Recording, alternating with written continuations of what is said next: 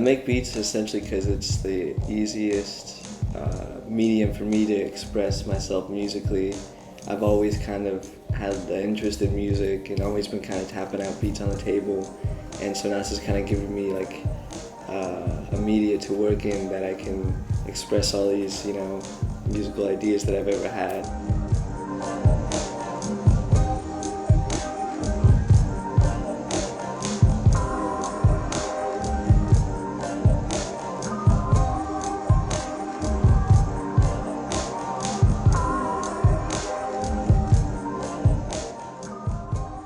I initially got started making beats just through listening a lot. I remember a friend of mine played me a J Dilla beat back when I was, maybe a freshman in high school, and I never really heard anything quite like it. I don't know, as soon as I heard it, it's like I knew immediately that I wanted to make the sounds he was making and make just like, I didn't know how he was doing it or like what equipment he was using. All I knew was that I wanted to do it.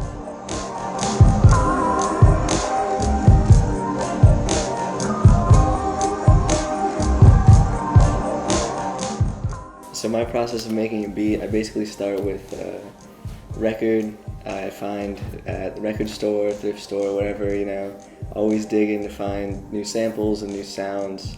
And I look, when I'm looking for a record, I usually just go off the cover is initially what kind of grabs me to the record.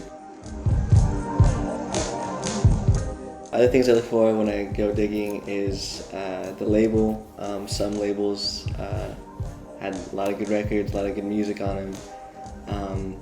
So certain labels I definitely look for, certain years, and definitely instruments, what's on the record. And it took me a couple years to kind of like really figure out, how to start. And I initially just started using FL Studio, and then from there, just kind of did that for a couple years, and then moved to Ableton, which is what I'm using now.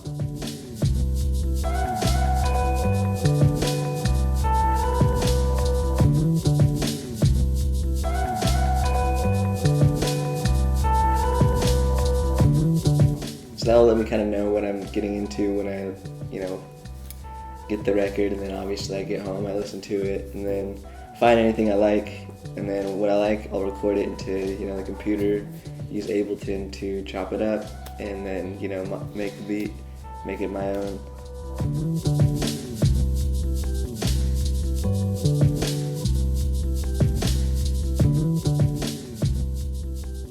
I mean, this is just kind of the start. I want to keep, progressing in music just in general, because it's just one of my biggest interests right now and one of my passions.